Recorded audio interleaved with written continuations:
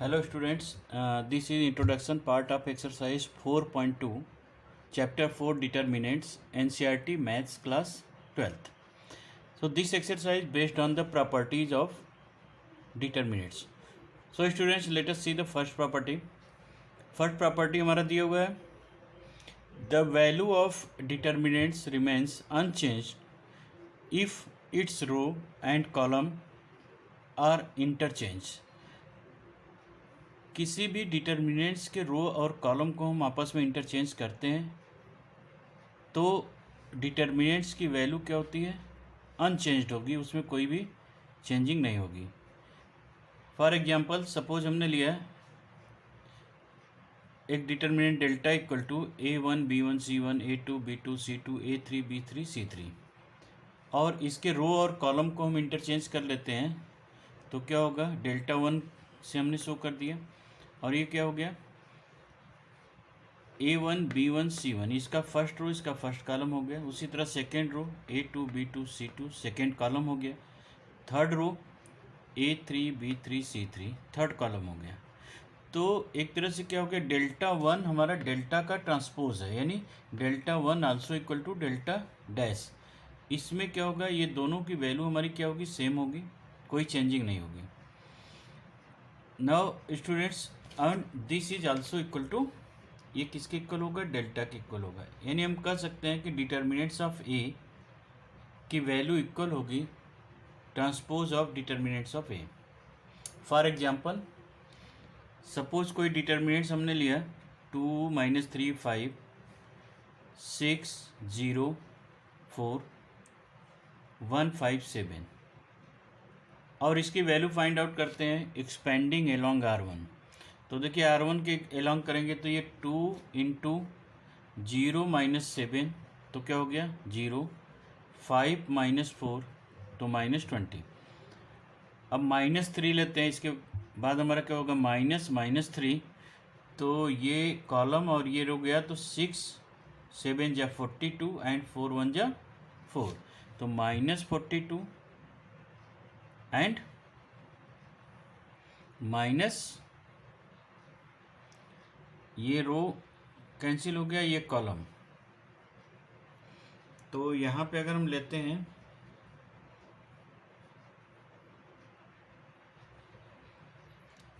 ये -7 है तो ये -7 होगा, तो उसके अकॉर्डिंग हम अगर रखें तो 6 7 × -42 एंड 1 4 × 4 -4 प्लस 5 30 -0 तो ये हो गया -40 -138 प्लस 150 इक्वल टू -28। इसको सॉल्व करेंगे, इसकी वैल्यू -28 आ गया। अब इसके रो और कॉलम को हमने चेंज कर दिया। एंड अदर डिटर्मिनेंट्स हो गया हमारा डेल्टा 1, ये 2 - 3 5 इसका रो कॉलम में चेंज हो गया 6 0 4 एंड 1 5 -7। अब इसको एक्सपेंडिंग एलोंग C1 कर दें, आप R1 के अकॉर्डिंग भी कर सकते हैं, वैल्यू सेम आएगी। तो ये C1 के एलोंग किया तो 2 - 2 × ये first column and first row गया तो 0 7 × 7 तो ये हो गया 0 7 × 0 हो गया, -5 4 × 20। उसी तरह से -3, अब माइनस पहले से ही रहेगा तो -42 -4 एंड +5 × 30 -0। इसको सॉल्व करेंगे तो -40, इसका प्रोडक्ट आएगा -138, इसका प्रोडक्ट आएगा 150। तो देखिए सेम प्रोडक्ट है और this will be equal to -28। तो ये क्या हो गया, डेल्टा 1 जनरली है क्या हमारा, ट्रांसपोज ऑफ डेल्टा है, डेल्टा का ट्रांसपोज ही है, तो delta 1 also equal to delta.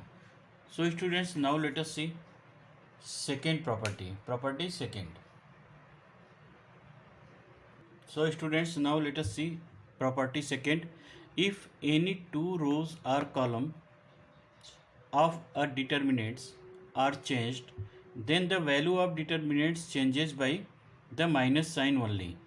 Suppose कोई डिटर्मिनेंट्स हमने लिया A1 B1 C1 A2 B2 C2 A3 B3 C3 और उसके दो रो को हमने आपस में इंटरचेंज कर दिया। इसी तरह से आप किसी दो कॉलम को भी कर सकते हैं। तो हमने R1 interchanges with R3 R1 और R3 को आपस में इंटरचेंज किया तो R1 क्या हो जाएगा, R3 वाला हो जाएगा एलिमेंट, तो ये A3 B3 C3, और R3 क्या हो जाएगा, R1 का एलिमेंट हो जाएगा A1 B1 C1, और R2 as it is A2 B2 C2, और ये किस साइन में होगा, माइनस साइन, यानी Δ1 माइनस डेल्टा के इक्वल होगा। फॉर एग्जाम्पल्स सपोज कोई डिटर्मिनेंट्स हमने लिया है, एलिमेंट उसके क्या है 2 -3 5 6 0 4 1 5 -7, इसको हमने एक्सपेंड करके वैल्यू निकाली इसकी, एक्सपेंडिंग अलोंग R1, तो क्या होगा 0, ये 2 लिया, 2 इंटू 0 7 0 -20, उसी तरह से -3 लिया तो -3, और ये कॉलम और ये रो कैंसिल हो गया तो 6 7 जा -42 हो गया, और -4 प्लस 5 लिया, ये कॉलम और ये रो कैंसिल हुए तो 6 5 जा 30 एंड -6 1 0 जा 0, और इसको मल्टीप्लाई करेंगे तो ये होगा -40, ये हो गया -138, और ये हो गया 150, तो इसका आंसर क्या हो गया 120, इसका आंसर हो गया -28। सपोज हमने किसी दो रो को इंटरचेंज कर दिया, for examples R2 interchange with R3, R2 और R3 को चेंज किया तो R1 हमारा एज इट इज रहेगा 2 -5 2 -3 5, एंड ये हो गया 1 5 -7, क्योंकि R2 और R3 इंटरचेंज हो रहा है तो ये हो गया 1 5 -7, ये हो गया 6 0 4। अब इसको भी हम एक्सपेंड कर लेते हैं, एक्सपेंडिंग अलोंग R1 के अलोंग एक्सपेंड कर रहे हैं अगर, तो 2 इंटू ये first row and first column cancel, 5 4 जा 20, और ये 0, तो हो गया 2 इंटू इन ब्रैकेट 20 -0, अभी हो गया माइनस, फिर -3, ये फर्स्ट रो और ये कॉलम सेकेंड कॉलम कैंसिल हुआ तो हो गया 1 4 जा 4, और 7 42, माइनस माइनस प्लस हो गया, फिर प्लस 5 लिया, ये रो और ये कॉलम गया तो ये हो गया 1 0 जा 0, और 5 6 जा 30 -6। अब इसको कैलकुलेट किया तो ये हो गया 40 प्लस में माइनस माइनस प्लस 138, और ये हो गया -150, सॉल्व किया तो ये 28 हो गया। So now students clearly we see that the value of Δ1 also equal to minus the value of delta के इक्वल हो गया, तो ये हो गया Δ1 इक्वल टू माइनस डेल्टा। तो इससे ये प्रूफ होता है कि अगर हम किसी भी रो और किसी कॉलम को इंटरचेंज करते हैं तो वो माइनस साइन के साथ उसकी वैल्यू आती है। सपोज एक बार और चेंज कर देते तो ये माइनस हमारा क्या हो जाता, प्लस में कन्वर्ट हो जाता। तो इस तरह से हमारे हर एक स्टेप में एक रो दो रो अगर हम चेंज करते हैं तो माइनस साइन, अगेन एक रो चेंज करते हैं तो फिर माइनस, तो माइनस माइनस प्लस हो जाएगा। तो इस तरह से हमारे रो और कॉलम इंटरचेंज होंगे तो वैल्यू ऑफ डिटर्मिनेंट्स क्या होगा, माइनस साइन के साथ चेंज होता है। So students now let us see property third. So students let us see the third property. If any two row or column of a determinants are identical then the value of determinant is 0। अगर किसी determinants के दो रो या दो column identical हो यानी उसके element same हो तो डिटर्मिनेंट्स की वैल्यू 0 के इक्वल होगी। सपोज हमने डिटर्मिनेंट्स लिया A1 B1 C1 A2 B2 C2 फिर A1 B1 C1, तो देखिए यह फर्स्ट रो और थर्ड रो आइडेंटिकल है। सपोज हम इंटरचेंज करते हैं R1 interchange with R3, R1 interchange with R3, तो माइनस साइन यहाँ पुट करेंगे, माइनस साइन यहाँ पुट करते हैं तो ये क्या होगा, R3 की वैल्यू हो गई A1 B1 C1, और यहाँ R1 की वैल्यू हो गई A1 B1 C1, और यहाँ पे ये हो गया A2 B2 C2, और ये माइनस साइन के इक्वल हो गया तो ये हो गया delta equal to minus delta. इस साइड में करते हैं तो 2 डेल्टा इक्वल टू 0, तो डेल्टा की वैल्यू क्या हो गई 0 के इक्वल। सो स्टूडेंट्स सपोज एक एग्जांपल लेते हैं हम लोग 3 2 3 एंड 2 2 3 3 2 3, और इसको हम एक्सपेंड करते हैं। देखिए ये दो रो हमारे आइडेंटिकल हैं फर्स्ट एंड थर्ड, तो चेक करते हैं क्या इसकी वैल्यू 0 आती है। तो एक्सपेंडिंग अलॉन्ग R1, तो ये हो गया 3 टू जा 6, तो 6 माइनस 6 एंड माइनस 2 3 जा 6 और 3 जा 9, -9 हो गया। उसी तरह से प्लस 3 इंटू ये रो और ये कॉलम गया, तो 2 जा 4 एंड 3 जा 6 -6, तो इसकी वैल्यू तो हो गई 0। ये हो गई -3, तो माइनस माइनस प्लस हो गया, 3 जा 6, यहाँ -2 आएगा, 3 जा 6 -6, तो ये 0 के इक्वल हो गया। So students, now let us see property 4। So बच्चों, let us see the property 4. If each element of a row or a column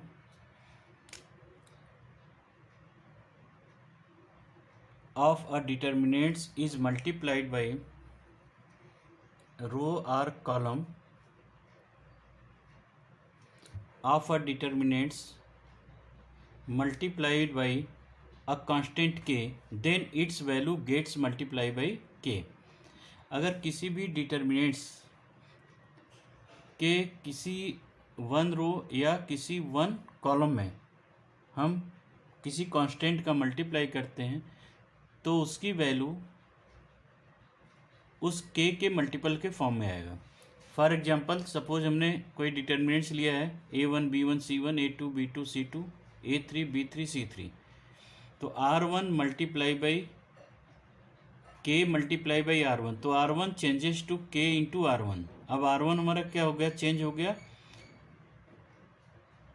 के R1 के फॉर्म में। तो एक वन टाइम्स में एक ही रो या एक ही कॉलम के साथ किसी भी कांस्टेंट का मल्टीप्लाई कर सकते हैं।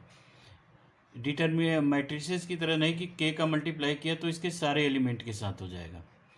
यहाँ पे किसी एक रो या किसी एक कॉलम में ही उस कांस्टेंट का मल्टीप्लाई होगा एक बार में, वन टाइम्स में वन रो और वन कॉलम के साथ।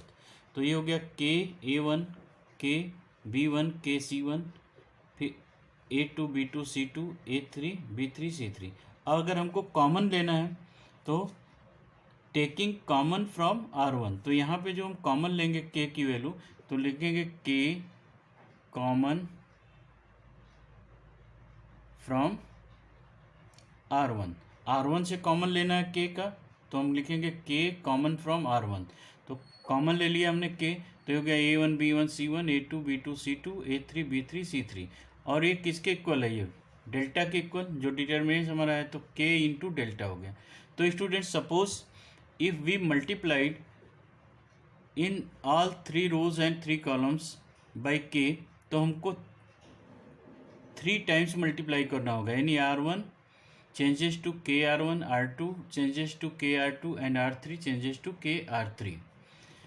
और अब ये R1 R2 R3 के एलिमेंट में सेपरेटली मल्टीप्लाई होंगे, तो ये के R1 के A1 के B1 के C1 के A2 के B2 के C2 एंड के A3 के B3 एंड के C3। अगर हमको कॉमन लेना है तो के कॉमन फ्रॉम R1, के कॉमन फ्रॉम R2 एंड के common from R3 separately common हम लेंगे, एक साथ कॉमन नहीं ले सकते। और मैट्रिसेस में क्या था, एक साथ हमने कॉमन ले लिया था, एक साथ मल्टीप्लाई कर दिया था सभी एलिमेंट के साथ। तो यहाँ पे R1 से कॉमन लिया के इंटू के common from R2 and into के कॉमन फ्रॉम R3, तो ये हो गया हमारा A1 B1 C1 A2 B2 C2 A3 B3 C3। तो सेपरेटली हम कॉमन लेंगे। अगर C1 से कॉमन लेना होता तो इससे हम कॉमन लेते इस पार्ट से के कॉमन, फिर C2 से हम कॉमन लेते के एंड C3 से कॉमन लेते के। सपोज यहाँ पे 3 3 3 होता, यहाँ पे 2 2 2, यहाँ पे 2 5 5 5, तो यहाँ से 3 कॉमन, यहाँ से 2 कॉमन है और यहाँ से 5 कॉमन हम सेपरेटली ले सकते हैं। सो ये k इंटू के किसके इक्वल हो गया, k to the power 3 delta, यानी जितने टाइम्स हमने मल्टीप्लाई किया उसकी वैल्यू उसके प्रोडक्ट के फॉर्म में आ गया। सो स्टूडेंट्स, एबव प्रॉपर्टी से हम राइट डाउन कर सकते हैं कि if the determinants of order n, अगर कोई डिटर्मिनेंट्स ऑर्डर n का है और किसी कांस्टेंट के साथ उसका मल्टीप्लाई करते हैं, उसके ईच एंड एवरी एलिमेंट में, तो उसकी वैल्यू क्या होगी, k के power n determinants of a। अगर k की वैल्यू केवल 4 ही, सपोज r1 r2 r3 में करते हैं तो इसकी वैल्यू क्या हो जाती है, k के पावर 3 डिटर्मिनेंट्स ऑफ a। अगर r4 में भी कर देते तो क्या हो जाता, k to the power 4 determinants of a। अगर हम r1 r2 r3 r4 and r5 में k से मल्टीप्लाई करते तो इसकी जो वैल्यू आती है k to the power 5 determinants of a। इसी तरह से Rn तक में हमने सब में मल्टीप्लाई किया, या C1 C2 C3 C4 up to Cn, तो उसकी वैल्यू उसी के मल्टीपल के फॉर्म में आ जाएगा। So students, now let us see the some important notes related to this property. So students, let us see the notes related to the property 4. By this property we can take out any common factor from any one row or any one column of a given determinants. So students, according to the property 4 we can take out any common factor from any row or any one row or any one column at a time of a given determinants, and if the corresponding, second note से important notes हमारा, if corresponding elements of any two row or columns of a determinants are proportional then the value is 0. For example, suppose ये determinants दिया हुआ है a1 b1 c1 a2 b2 c2 और यहाँ पे दिया हुआ है के a1 के b1 के c1। सो अब हम क्या लेंगे, कॉमन लेंगे, कहाँ से, R3 से। So taking k as a common from R3, k common लिया तो ये डिटरमिनेंट चेंज हो गया है, a1 b1 c1 a2 b2 c2 फिर a1 b1 c1। तो देखिए ये first row and third row identical है, तो value of this determinants will be 0। Now see the example. Suppose determinants दिया हुआ है, करा इवैल्यूएट 102 18 36 134 17 36, इसकी वैल्यू फाइंड आउट करनी है। तो देखिए फर्स्ट रो को हम इस फॉर्म में लिख सकते हैं 17 × 6 3 × 6 एंड 6 × 6, और ये 1 3 4 17 3 and 6। Now taking 6 common from first row, so taking 6 common from row 1, तो यहाँ से 6 कॉमन लिया तो ये हो गया 6, ये हो गया 17 3 6 1 3 4 17 3 6। और देखिए ये first row and third row identical है, तो इसकी वैल्यू क्या होगी, 0 के इक्वल होगी। सो students, now let us see the property 5।